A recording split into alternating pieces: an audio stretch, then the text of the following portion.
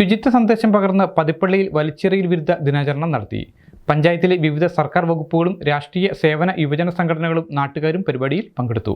മാലിന്യമുക്ത നവകേരളം ക്യാമ്പയിന്റെ ഭാഗമായി പൊതുനിരത്തിലും നദികൾ അടക്കം പൊതുസ്ഥലങ്ങളിലും മാലിന്യം വലിച്ചെറിയുന്ന പ്രവണത പ്രതിരോധിക്കുന്നതിനായിട്ടും ജനകീയ വിദ്യാഭ്യാസ പ്രചരണത്തിനായിട്ടുമാണ് ശുചിത്വ സന്ദേശം പകർന്ന് പതിപ്പള്ളിയിൽ വലിച്ചെറിയൽ വിരുദ്ധ ദിനാചരണം നടത്തിയത്.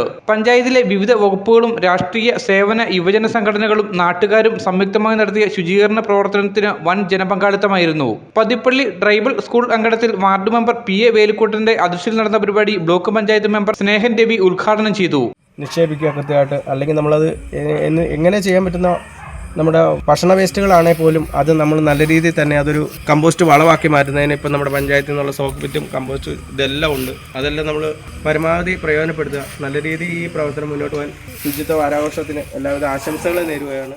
ഗ്രാമപഞ്ചായത്ത് അംഗം വിനീഷ് വിജയൻ മുഖ്യപ്രഭാഷണം നടത്തിയ യോഗത്തിൽ Sunny Koottankal, MD Devadas, Jinu James, MK Rajesh, Bipin Babu, KP Vishnu, Dibin Biju അടക്കമുള്ളവർ സംസാരിച്ചു.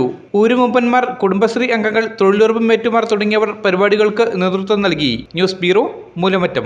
തൊടുപുഴയെ പൊന്നണിയിച്ച കണ്ടരിക്കൽ ജ്വല്ലറി ഈ ഡയമണ്ട് ജൂബിലി ആഘോഷവേളയിൽ ഞങ്ങളുടെ നവീകരിച്ച ഷോറൂമിൽ നിങ്ങൾക്കായി ഒരുക്കിയിരിക്കുന്നു 916 HUID ഹോൾമാർക്ക് ലൈറ്റ് വെയ്റ്റ് ആഭരണങ്ങളുടെ അതിവിപുലമായ കളക്ഷനുകൾ.